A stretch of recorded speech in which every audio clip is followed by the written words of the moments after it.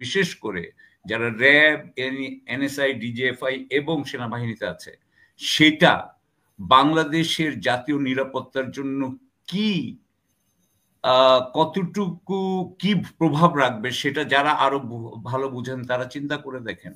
ওগুলো নাকি বাহিনীগুলো ভালো কাজ করেছে, অর্থাৎ র্যাব, ডিজিএফআই, এনএসআই, সেনাবাহিনী ভালো কাজ করেছে বলেছে। এটা তো আমরা জানি যে উনার মানদণ্ড আমাদের মানদণ্ড তো এক নয়। আমি ধরে নিচ্ছি যে জাহাঙ্গীর বাংলাদেশী আছে, সো ইনারা যখন আরো বাইরে যাবেন এবং এখানে এরা কি ট্রাবল তৈরি করবে কি করবে না সে বিষয়ে আমরা একটা চিন্তা করতে পারি। ট্রাবল তো বাড়ারই কথা, কমার কথা না। আমি আর এই বক্তব্য নিয়ে কিছু কথা বলতে পারিনি, আমি একটু বক্তব্য নিয়ে আগে কয়েকটা কথা বলার দরকার আমার মনে হয়, কারণ এই সেনা প্রধানের এই বক্তব্যটা অত্যন্ত অত্যন্ত গুরুত্বপূর্ণ বলে আমি মনে করি। তিনি প্রফেসর ইউনূস সম্পর্কে কিভাবে রিমার্ক করেছেন এটা একটা জিনিস নিয়ে সবাই এটা নিয়ে অনেক কথা বলেছে।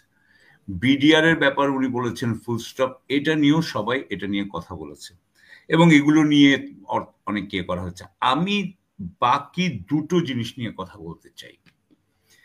একটা হচ্ছে যে উনি বলছিলেন যে পুলিশের মধ্যে অফিসারদেরকে মানে যা করা হয়েছে, যেভাবে শুদ্ধিকরণ করা হচ্ছিল, এটা এইভাবে উনি বলতে চেয়েছেন সেই কাজটা করাতে পুলিশ এখন নিষ্ক্রিয় হয়ে গেছে।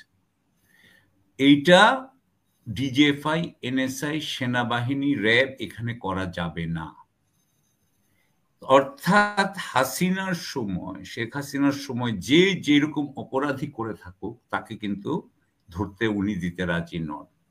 আমরা কিন্তু সেই ওই একই দৃষ্টিকোণ থেকে এই যে সাইফুল আলম সম্পর্কে মুস্তাফিজ যেগুলো বললো, সাইফুল আলমের পুরো জিনিসটাই কিন্তু তার আগে যে পুরোটাই বললো যে সব অফিসারকে বাঁচানো, এটা কিন্তু এখান থেকেই এসে যায়। উনি বিশ্বাস করেন যে এটাই হচ্ছে উনার কর্তব্য, না হলে এরা নিষ্ক্রিয় হয়ে যেত। এই যে উনি 30,000 সেনাবাহিনী যে বাইরে পাঠাচ্ছেন, এখানে জুনিয়র অফিসাররা এই কাজগুলো করছে, তাও তাদেরকে শৃঙ্খলবদ্ধ করে রাখা হয়েছে, কিন্তু এটার উনি ক্রেডিট নিচ্ছেন এই বলে যে উনি উনার হাইকমান্ডকে ঠিক রেখেছেন। সো এটা গেল এক। আমার কাছে মনে হয়েছে যে উনি যদি তাই বলেন তাহলে মানে হচ্ছে আমাদের সব বিচার ব্যবস্থা বন্ধ করে দেওয়া উচিত, বিচার ব্যবস্থা থাকা উচিত না। উনি এই বিচারের বিপক্ষে দাঁড়িয়েছেন, কিন্তু এখন সেনা প্রধান হয়ে এটা যদি দাঁড়ান এবং প্রত্যেকটা কাজে যদি অসহযোগিতা করেন, বিশেষ করে যারা র্যাব, এনএসআই, ডিজিএফআই এবং সেনাবাহিনীতে আছে, সেটা বাংলাদেশের জাতীয় নিরাপত্তার জন্য কি কতটুকু কি প্রভাব রাখবে সেটা যারা আরো ভালো বুঝেন তারা চিন্তা করে দেখেন। এটা আমি মনে করি একটা বড় ব্যাপার। আরেকটা বড় ব্যাপার, উনি বলছেন যে ঐক্যবদ্ধ থাকা কিন্তু ভালো, ঐক্যবদ্ধতার মানে বিরুদ্ধে আমরা কেউই বলি না, কিন্তু উনি বলছেন যে উনাদেরকে সমালোচনা করলে এই ঐক্যবদ্ধতাটা থাকছে না। আমরা সত্য কথা বলছি না, মিথ্যা কথা সেটা না, কিন্তু উনাদের সমালোচনা করা যাবে না। এবং সমালোচনা করলে কি হবে, 6 মাসের মধ্যে আমাদের দেশের সার্বভৌমত্ব এবং স্বাধীনতা বিপন্ন হবে।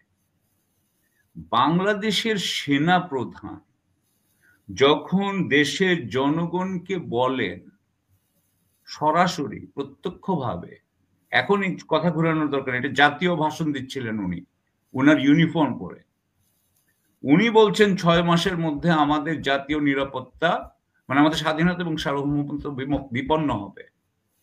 এটার উত্তর উনাকে দিতে হবে না? উনি কোত্থেকে জানলেন? উনি এটা তো একটা বড় ব্যাপার, সবচেয়ে বড় ব্যাপার হচ্ছে এটা রাইট নাও। কারণ আমাদের সেনাপ্রধান মনে করেন আগামী 6 মাস পরে এটা হবে। কারা করবে, কিভাবে করবে, কি বলছেন? হ্যাঁ, আপনি কিছু বলতে চাচ্ছেন মনে হচ্ছে। হ্যাঁ, আমি বলতে চাচ্ছি যে উনি কিন্তু বলেছেন যে আমি সতর্ক করে দিচ্ছি, পরে আবার বলতে পারবেন না যে আমি সতর্ক করি নাই। তার মানে একটা ঘটনা ঘটবে তখন সেটার ইঙ্গিত উনি দিয়ে দিলেন। উনি কিভাবে জানলেন এটা তো আমাদের জানা দরকার। এবং কি উনি ঘটতে কি যাচ্ছে বলতে চাচ্ছেন, কি ঘটতে যাচ্ছে, আমাদের তো প্রস্তুতি নেওয়া দরকার। আমাদের তো প্রস্তুতি নেওয়ার কথা এখন। উনি এরকম ধোঁয়াশা করে বললে তো হবে না, আমাদের প্রস্তুতি নেওয়ার কথা। কি প্রস্তুতি নিচ্ছি আমরা সেই সার্বভৌমত্ব বিপন্ন যাতে না হয়? আর আমরা তো অন্যান্য জায়গা থেকে ওই অপপ্রচার তো ধরেন আওয়ামীপন্থী যারা আছে বিদেশ থেকে, অথবা তারা তো কি কি কথা বলে সেগুলো আমি এখানে আনলাম না। উনি দেশটা এই ব্যাপারগুলো উনি চালাচ্ছেন। মুস্তাফিজ একটু আগেই বলেছে এনটিএমসি উনার হাতে, এনএসআই উনার হাতে, ডিজিএফআই উনার হাতে। এগুলো কিন্তু ডিজিএফআই, এনএসআই অন্তত এটা কিন্তু প্রধান উপদেষ্টার অধীনে থাকার কথা। এনটিএমসি আমি যদি ভুল না করে থাকি তাহলে স্বরাষ্ট্র উপদেষ্টার আন্ডারে থাকার কথা। এটা তো উনার আন্ডারে থাকার কথা না। সেনাপ্রধান এখানে তো আসে না চেইন অফ কমান্ডে। কিন্তু সে যদি এগুলো করে থাকে তার মানে সে তার ক্ষমতা যেটুকু পাওয়ার কথা তার চেয়ে অনেক বেশি ক্ষমতা সে মানে কন্ট্রোল করছে, মানে নিয়ন্ত্রণ করছে। এক। দ্বিতীয় কথা হচ্ছে যে আপনি যেটা বলছেন উনার কথাবার্তায় যেটা বোঝা যাচ্ছে, ভারতীয় সেনা প্রধানের সাথে বলেছে না যে উনার সাথে মানে সারাক্ষণ ওনাদের যোগাযোগ ছিল। তারপরেও উনি যেটা আমি মনে করি যে উনি মনে করেন যে ভারতের স্বার্থ রক্ষা বাংলাদেশে করতে হবে, এবং এই স্বার্থ রক্ষা করা এবং সাথে সাথে আওয়ামী লীগের স্বার্থ উনি যতটুকু পেরেছেন রক্ষা করেছেন। যারা যারা আমলা ছিল, উনি তো বলেছেন যে হাসিনার সময় ওগুলো নাকি বাহিনীগুলো ভালো কাজ করেছে, অর্থাৎ র্যাব, ডিজিএফআই, এনএসআই, সেনাবাহিনী ভালো কাজ করেছে বলেছে। এটা তো আমরা জানি যে উনার মানদণ্ড আমাদের মানদণ্ড তো এক নয়। সুতরাং আমি যেটা বলবো যে উনি বাংলাদেশের যে বিপ্লবটা হচ্ছে সে বিপ্লবের বিপক্ষে দাঁড়িয়েছেন। বাংলাদেশের যে বিপ্লব বলতে আমি বুঝাচ্ছি যে আগের অভিজাততন্ত্রকে বাদ দিয়ে একটা নতুন শাসন ব্যবস্থা দাঁড় করানো, যেটা চাচ্ছে সেটার বিরুদ্ধে উনি দাঁড়িয়েছেন। উনি আগের লোকগুলোকে আবার ফিরিয়ে আনতে চান বা রাখতে চান বলে বোঝা যায়। উনি এখন তাড়াতাড়ি বিএনপির হাতে দিয়ে দিতে চাচ্ছেন। গতবার আমরা আপনাকে বলেছি অ্যাজ ইফ আমাদের মনে হয় যে বিএনপির সাথে হয়তো বা ভারতের কোনো সম্পর্ক আছে, আমাদের মনে হয়। আমি সেদিকে যাব না। না, ভারতের সেনাপ্রধান যেটা বলেছে যে তাড়াতাড়ি নির্বাচন, মানে নির্বাচিত সরকারের সাথে সম্পর্ক ভালো হবে।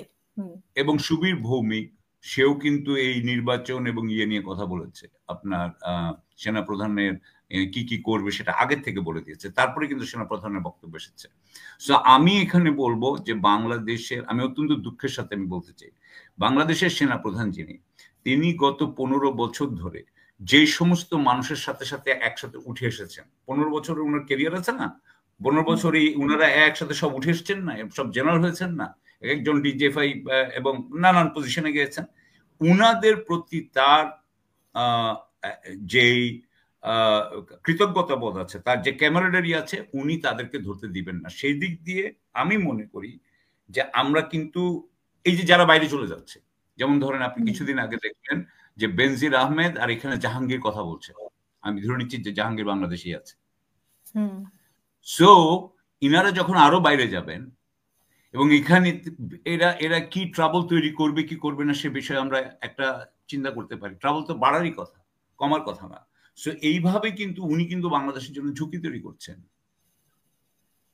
সো আমি উনার কাজকে, উনি যদি বলেন যে আমি শান্তি রক্ষার জন্য এগুলো করছি, তাহলে আমাকে বলতে হবে যে আপনি কাপুরুষোচিত বিহেভিয়ার করছেন। আপনি সাহসের সাথে এখানে যে 2000 মানে আমাদের যুবক এবং বাচ্চারা মারা গেছে, তাদের রক্তের উপর দিয়ে আপনি কিন্তু ভারতের সাথে একটা কম্প্রোমাইজে আসতে চাচ্ছেন, আপনি কিন্তু আগের দর্শকদের সাথে কম্প্রোমাইজে আসতে চাচ্ছেন। সো আমি সেদিক দিয়ে মনে করি যে he has not been কারেজাস at all. আমি অ্যাটলিস্ট বলবো, আমি তো বলবো যে কাপুরুষোচিত তার ব্যবহার।